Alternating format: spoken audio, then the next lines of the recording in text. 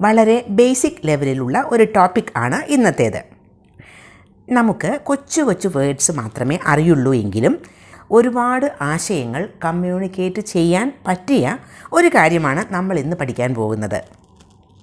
അതെന്താണ് എന്നല്ലേ പറയാം. നമുക്ക് ആദ്യം വേണ്ടത് ഒരു ക്വസ്റ്റ്യൻ വേർഡ് ആണ്. പിന്നെ വേണ്ടത് ഷുഡ് ഐ. പിന്നെ ഒരു കാര്യം കൂടി വേണം, ഒരു കുഞ്ഞു വെർബ്. അപ്പോൾ question word plus should I plus verb എന്ന ഒരു സ്ട്രക്ചർ ഉപയോഗിച്ചുകൊണ്ട് എങ്ങനെയാണ് നമ്മൾ ഒരുപാട് സെൻറ്റൻസസ് ഉണ്ടാക്കുന്നത് എന്ന് നോക്കാം. വെൻ എന്ന ക്വസ്റ്റ്യൻ വേർഡ് അറിയില്ലേ? വെൻ എന്നാൽ എപ്പോൾ. When should I go?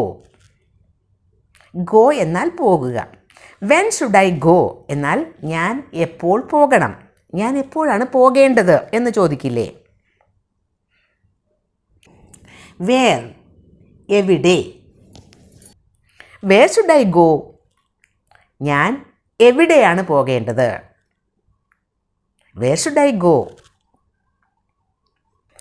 What എന്ത്. What should I do? ഞാൻ എന്താണ് ചെയ്യേണ്ടത്. ഡു ചെയ്യുക. Where should I sit? ഞാൻ എവിടെയാണ് ഇരിക്കേണ്ടത്. വാട്ട് ടൈം ഏത് സമയത്ത്.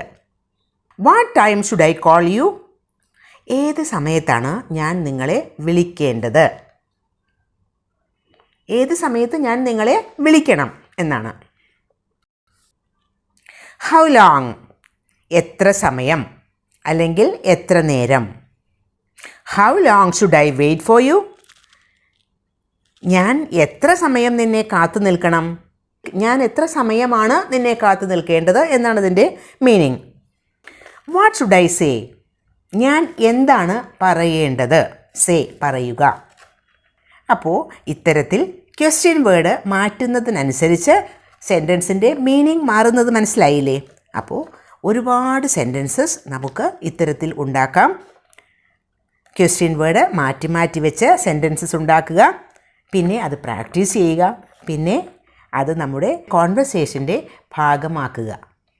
ഇംഗ്ലീഷ് സംസാരിച്ച് തുടങ്ങുന്നവർക്ക് തീർച്ചയായിട്ടും ഇത് ഒരുപാട് യൂസ്ഫുൾ ആകും.